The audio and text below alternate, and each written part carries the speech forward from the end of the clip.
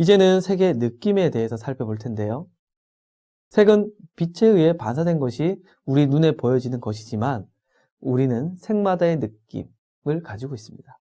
개인적인 경험을 통한 색의 느낌이 있을 것이고 또 사람들이 공통으로 어떤 색에 대해 느끼는 감정도 있을 겁니다.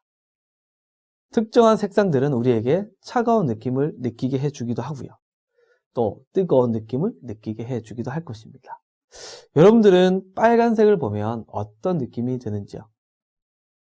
빨간색으로 디자인된 컵라면 용기를 보면 차가운 느낌이 드나요? 아니면 뜨거운 느낌이 드나요?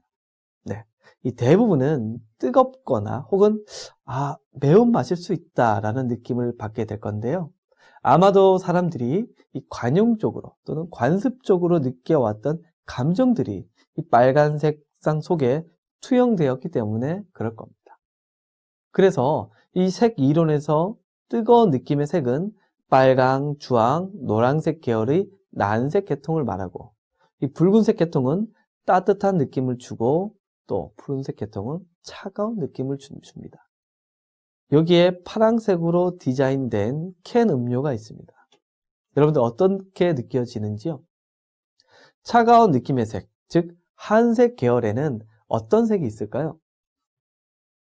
여기 적혀있는 청록, 파랑, 남색 계열의 색이 차가운 느낌을 줄 것입니다. 선생님은 이 파란색을 볼 때마다 시원한 바다의 이미지가 떠오르는데요. 이렇게 특정한 색은 인간의 경험 속에서 잠재된 느낌들을 끄집어내는 것 같습니다. 네, 색은 차갑고 따뜻한 느낌만 주는 것은 아닙니다. 때론 이 색이 진출하는 느낌을 주기도 하고 후퇴하는 느낌을 주기도 하는데요. 이 노란과 주황, 빨강과 같이 밝고 따뜻한 색은 진출하거나 팽창해 보입니다.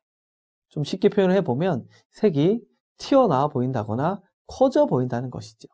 반면에 검정이랑 초록, 파란과 같이 어둡거나 차가운 색은 후퇴하거나 수축해 보이는 느낌을 줍니다.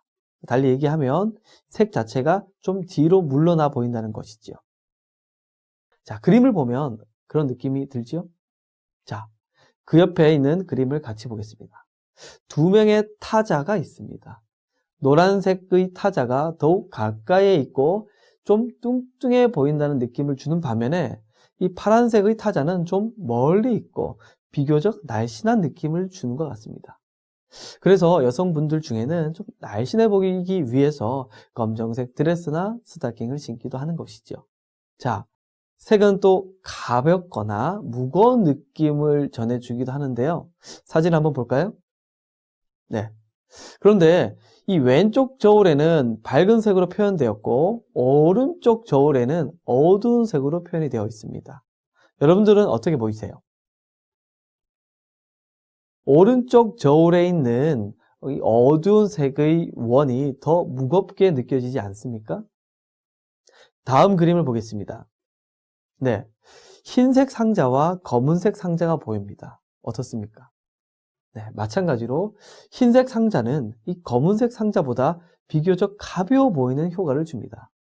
이처럼 색은 어두운 색은 무겁게, 이 밝은 색은 비교적 가벼운 느낌을 우리에게 주는 것이죠. 또 색은 배색에 따라서도 서로 다른 느낌을 연출할 수 있습니다. 동일한 색이라도 주변에 어떤 색이 함께 있는가에 따라서 다른 색인 것처럼 느껴지는 것이죠. 여기 사진 속에 여성이 고운 한복을 입고 있습니다. 어떻게 보이십니까? 네, 치마색은 동일하죠. 다만 저고리색만 다르게 되어 있는데요. 이렇게 배색을 달리하니까 느낌이 다르지 않습니까? 네, 왼쪽에 보이는 의상은 경쾌한 느낌을 주는 반면에 오른쪽은 그보다는 비교적 점잖고 무거워 보입니다. 이처럼 주변의 색상에 따라서 색은 달라 보이는 그런 현상을 보이는 것이죠. 이 옆에 있는 작품은 자연 소재만을 활용해서 우주의 번지를 표현하는 만다라를 형상한 작품인데요. 자연 소재를 이 배색을 달리해서 배치하니까 촬영했을 때마다 느낌이 다른 것이죠. 네, 주변 색과의 배색에 따라서 느낌이 달라진다라는 것을 이해해 주시면 되겠습니다. 자, 그럼 이런 배색에 따라 어떤 현상이 생기는지 세계 대비 이론을 함께 살펴보겠습니다. 세계 대비는 크게 두 가지로 나뉩니다. 하나는 계속 대비이고 또 다른 하나는 동시 대비입니다. 말 그대로 계속적인 상황에서의 대비와 동시적으로 보았을 때 일어나는 대비입니다. 다만 계속 대비와 달리 동시 대비는 여러 가지의 하위 개념으로 나뉘고 있습니다. 자, 먼저 계속 대비를 보겠습니다. 이 계속 대비란 두 가지 이상의 색을 시간 차이를 두고 연이어서 볼 때 생기는 현상을 말하는데요. 예를 들어서 이 보색 잔상과 유사한 현상입니다. 보색은 이 색상 안에서 정반대에 위치한 색끼리 관계라는 것은 우리가 중학교 때 학습을 했었는데요. 이 계속 대비는 한 가지의 색을 보다가, 즉 여기서는 동시에 두 가지 색을 보는 게 아니라 한 색을 본 이후에 다른 색을 보았을 때 이전에 봤던 색이 그 다음 색을 볼 때 영향을 끼치게 되는 그런 현상을 말합니다. 그 예인 보색 잔상을 실험해 보겠습니다. 자, 여기 빨간색 하트가 있습니다. 여러분들이 20초 동안 집중해서 보다가 오른쪽 흰 바탕을 보았을 때 어떤 보색 잔상 효과가 나타나는지를 한번 직접 실험을 해보는 것이죠. 자, 준비됐나요? 지금부터 20초 동안 집중해서 보겠습니다. 준비 시작!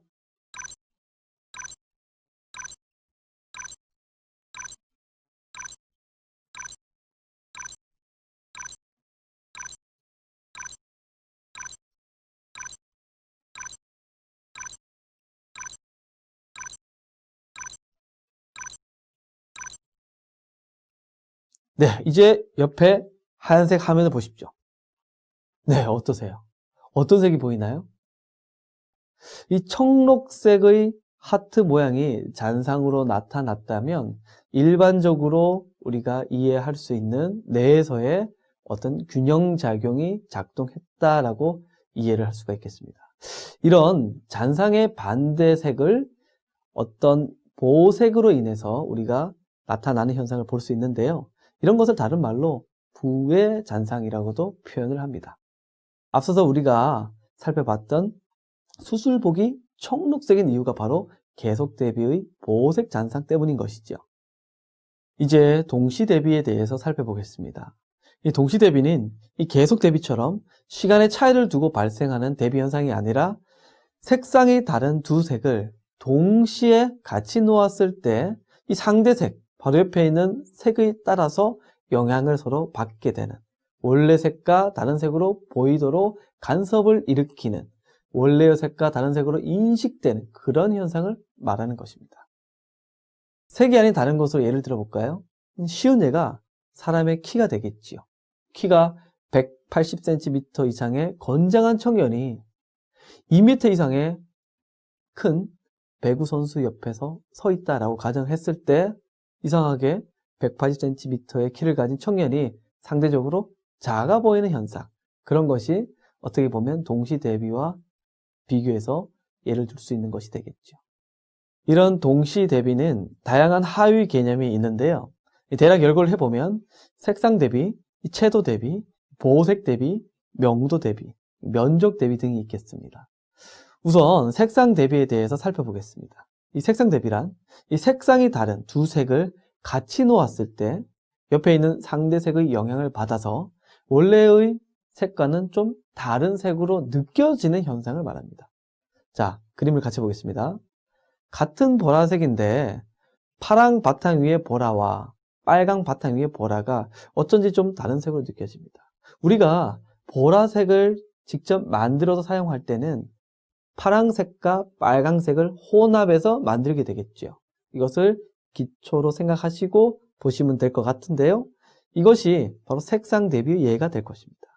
자, 같은 보라색이라도 빨강 바탕 위에서는 남보라색으로, 다시 말해서 빨강 바탕 위의 보라색은 파랑기를 덧띠는 보라색으로 느껴지고 파랑 바탕 위에 있는 보라색은 붉은 보라로, 즉 빨간기를 덧띠는 보라색으로 느껴진다는 것입니다.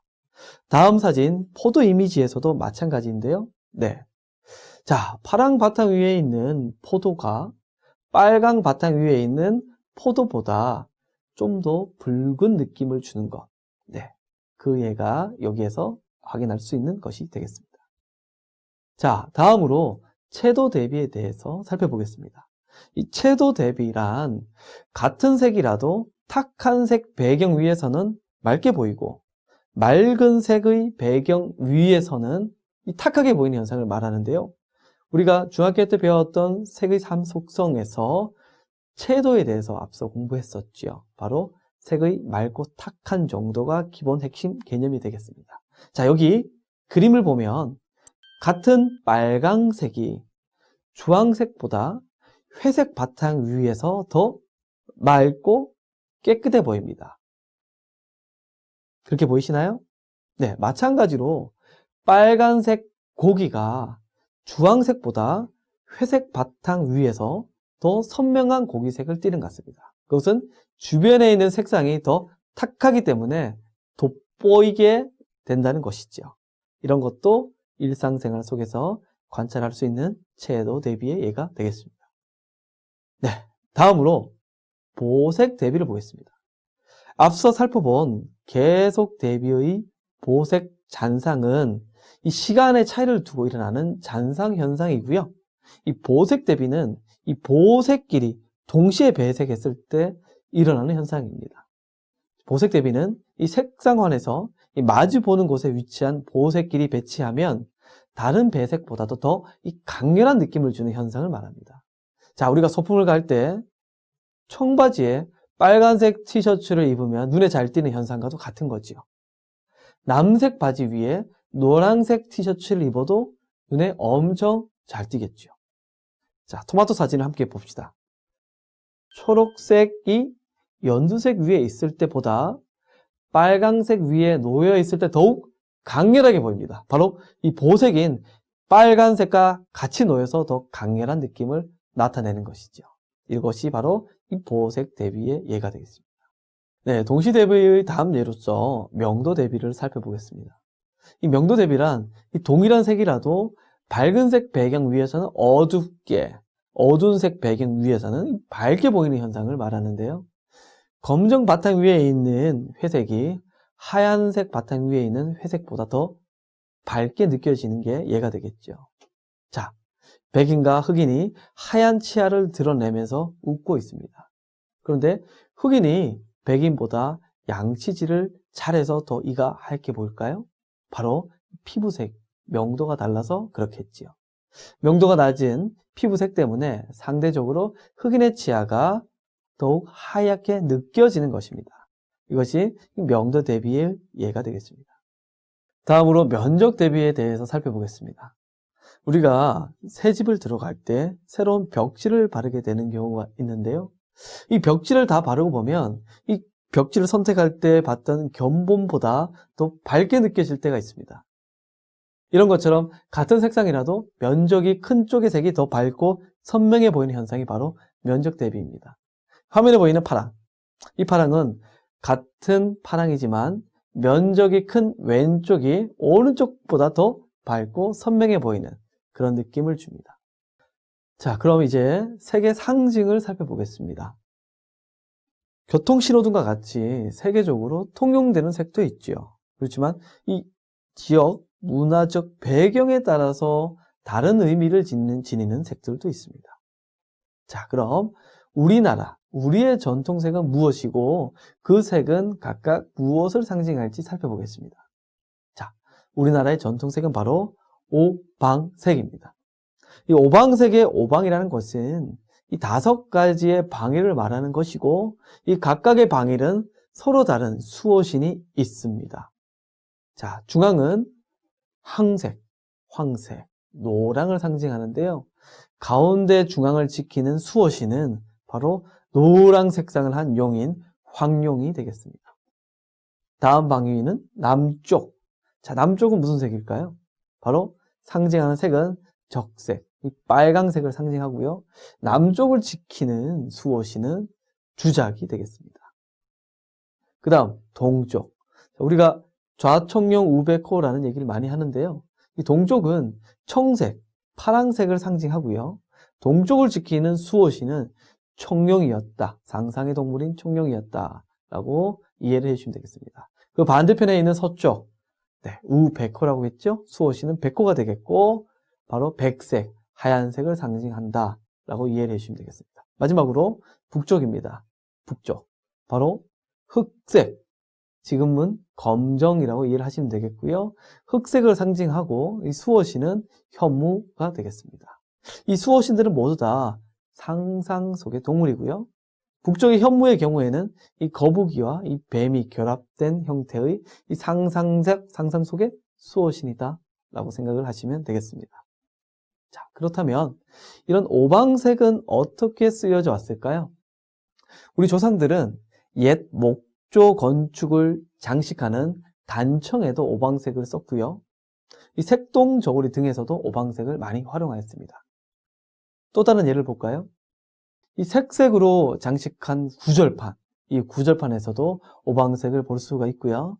또 오방색 주머니도 있었지요. 이 경복궁의 단청에서도 오방색을 활용했는데요. 이러한 오방색 단청은 이 나무를 보호하는 기능을 가진 동시에 액, 불운 이런 것을 막아준다는 상징적인 의미도 갖고 있었습니다. 이번 시간에는 이 색이 지닌 느낌들, 가령 차갑거나 뜨거운 색이나 진출하거나 후타는 색의 느낌과 색의 가벼움과 무거운 느낌에 대해서 살펴보고 일상생활에서 유용한 색의 대비 현상에 대해 알아보았습니다. 우리의 일상 속에서 색은 점차 활용도가 높아지고 있는데요. 여러분들도 색을 분석적으로 인식하면서 자유롭게 활용하는 데 도움이 되었기를 바라겠습니다.